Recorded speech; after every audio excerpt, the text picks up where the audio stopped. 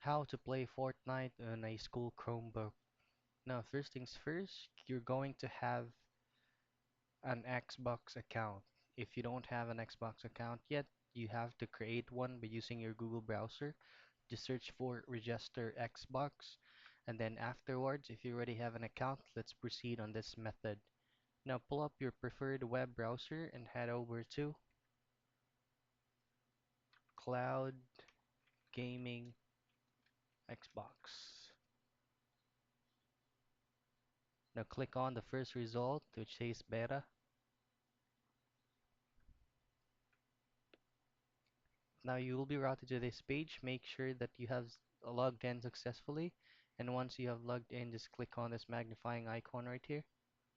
And then look for Fortnite.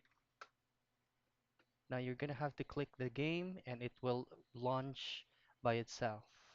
So that's actually basically how you can play Fortnite on a school Chromebook.